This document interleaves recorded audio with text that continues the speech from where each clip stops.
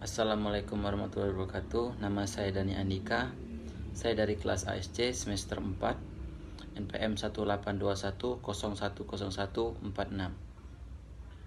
Saya di sini akan menjelaskan makalah dari kelompok 6 mata kuliah Tafsir Hadis Peradilan. Langsung saja ke penjelasan. Bismillahirrahmanirrahim. Al-Baqarah 282 artinya adalah: hai orang-orang yang beriman, apabila kamu bermuamalah tidak secara tunai untuk waktu yang ditentukan, hendaklah kamu menuliskannya, dan hendaklah seorang penulis di antara kamu menuliskannya dengan benar, dan janganlah penulis enggan menuliskan sebagaimana Allah mengajarkannya. Maka hendaklah ia menulis, dan hendaklah orang yang berhutang itu mengimlakan apa yang akan ditulis itu, dan hendaklah ia bertakwa kepada Allah Tuhannya, dan janganlah ia mengurangi sedikit pun daripada hutangnya. Jika ia berhutang itu orang yang lemah akalnya atau lemah keadaannya, atau dia sendiri tidak mampu mengimlakan, maka hendakkanlah walinya mengimlakan dengan jujur, dan bersaksilah dengan 2 orang dari orang-orang laki di antaramu. Jika tak ada 2 orang laki, maka boleh seorang laki dan 2 orang perempuan dari saksi-saksi yang kamu ridhoi, supaya dia seorang lupa, maka yang seorang mengingatkannya. Selanjutnya adalah tafsir jalan lain.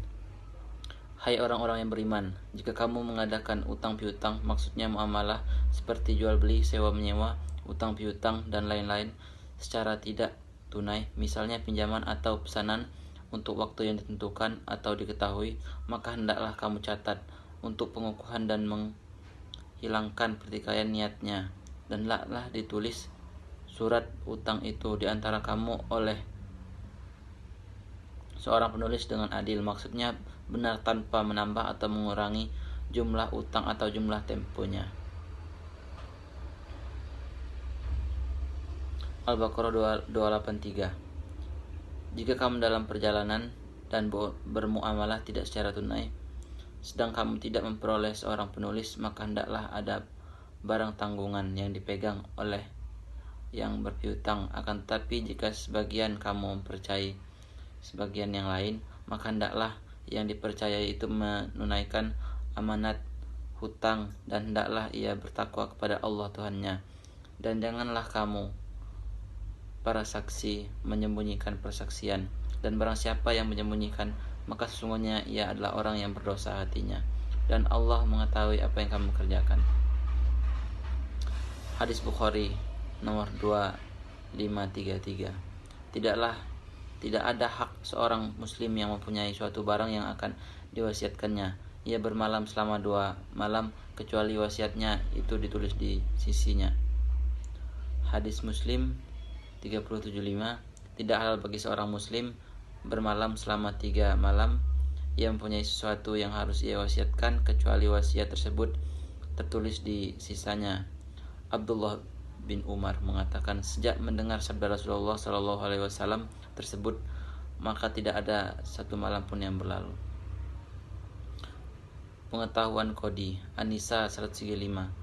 Wahai orang-orang yang beriman, jadilah kamu orang yang benar-benar penegak keadilan, menjadi saksi karena Allah, biarpun terhadap dirimu sendiri atau kemaslahatannya. Maka janganlah kamu mengikuti hawa nafsu karena ingin menyimpang dari kebenaran. Jika kamu memutar balikan kata-kata atau enggan menjadi saksi, maka sesungguhnya Allah adalah mengetahui segala apa yang kamu kerjakan.